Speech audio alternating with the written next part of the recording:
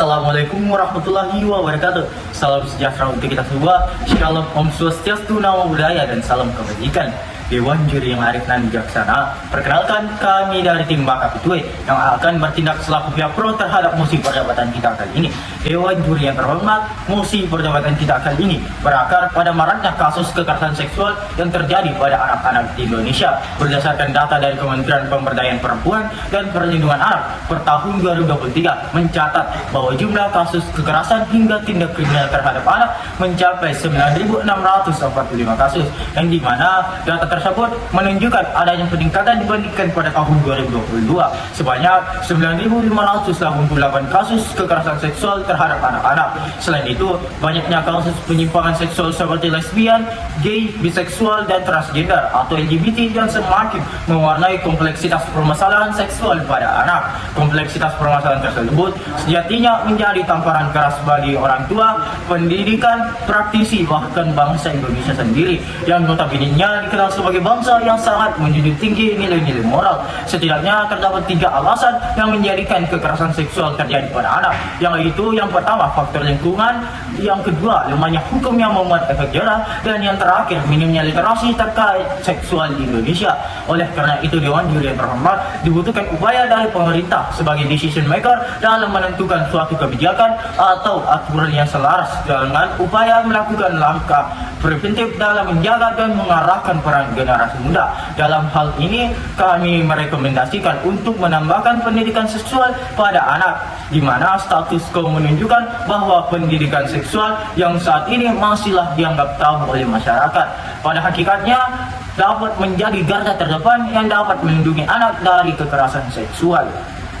Dewan Juri yang terhormat, secara yuridis, penambahan pendidikan seksual dalam dunia pendidikan anak telah diamanatkan dalam berbagai peraturan perundang-undangan.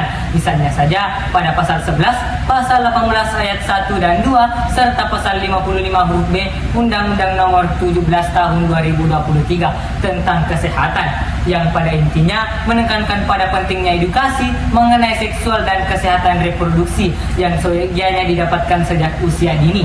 Selain itu, regulasi yang mengenatkan pendidikan seksual diperinci melalui Permendikbud Nomor 30 Tahun 2021 tentang dan penanganan kekerasan seksual di lingkungan perguruan tinggi. Perwujudan pendidikan seksual dalam hal ini berorientasi untuk memenuhi constitutional rights setiap warga negara melalui sistem pendidikan yang dijamin dalam berbagai peraturan perundang-undangan, seperti pada pasal 28B ayat 2, pasal 28I, pasal 28J ayat 1 Undang-Undang Dasar Negara Republik 1945, serta Undang-Undang Nomor 39 Tahun 1999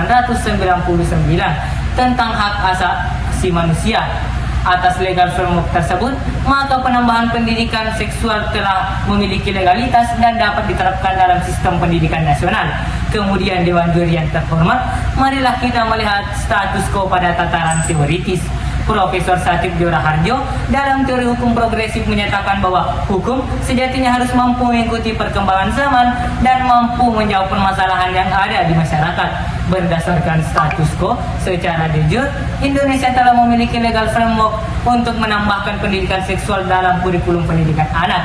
Tetapi secara de facto, legal framework tersebut tidak diikuti dengan kebijakan negara untuk merealisasikan pendidikan seksual secara optimal.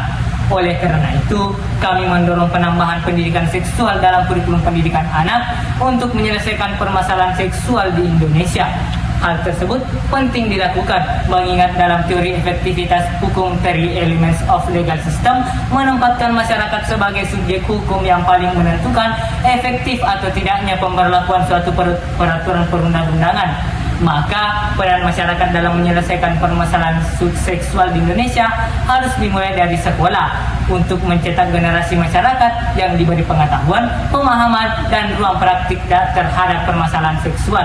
Selain itu, Dewan Juri yang terhormat, penambahan pendidikan seksual harus dipandang sebagai ius constituendum, di mana kebijakan tersebut bukan hanya pertama kali akan diterapkan bangsa Indonesia, akan tetapi juga terdapat negara-negara lain yang telah mengenalkan pendidikan seksual pada dunia pendidikan anak, seperti di Swedia, Inggris, dan Serbia.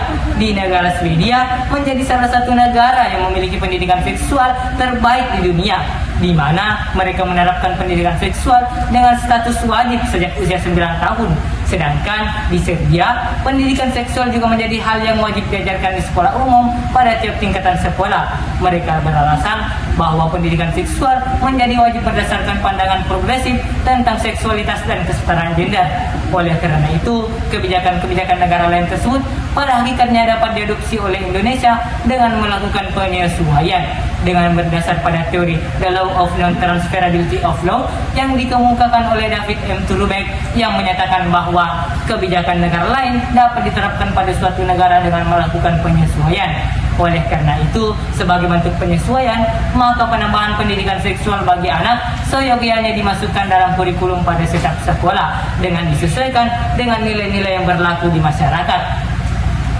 Dewan juri yang terhormat, tibalah kita pada akhir perdebatan. Oleh karena itu, bukan bermaksud politik, akan tetapi izinkan kami untuk menutup perdebatan kali ini dengan mengutip pendapat Anies Baswedan yang menyatakan bahwa pemuda bukan hanya cakap mengkritik, tapi juga cakap melahirkan solusi. Adapun solusi yang kami tawarkan ialah yang pertama, menambahkan mata pelajaran sex education dalam kurikulum pada setiap tingkatan sekolah dengan melakukan penyesuaian berdasarkan jenjang pendidikan dan nilai-nilai yang berlaku di masyarakat. Pun dalam hal ini, kami merekomendasikan untuk menjadikan materi pendidikan seksual berbasis inklusif dan hak asasi manusia, di mana pendekatan inklusif yang kami maksud berfokus untuk memastikan bahwa pendidikan seksual tidak hanya memberikan informasi tentang biologi dan reproduksi, tetapi juga menekankan pentingnya kesetaraan gender, hak asasi manusia, dan penghapusan stereotip gender yang merugikan.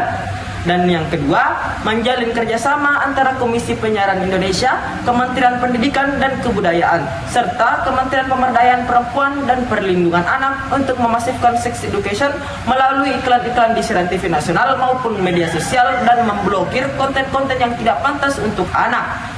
Dan yang ketiga, merevisi Undang-Undang Sistem Pendidikan Nasional maupun dalam Undang-Undang Tindak Pidana Kekerasan Seksual untuk memasukkan nomenklatur kedua rekomendasi tersebut secara eksplisit. Dewan juri yang terhormat, kami pun menyadari bahwa ketiga rekomendasi tersebut tidak dapat berjalan optimal manakala peran orang tua yang merupakan madrasah tulula atau sekolah pertama bagi anak tidak berjalan sebagaimana mestinya. Oleh karena itu, dibutuhkan upaya kolektif baik dari pemerintah, aparat penegak hukum maupun orang tua itu sendiri dalam upaya menjaga generasi muda dari kekerasan seksual. Sekian dan terima kasih. Salam konstitusi.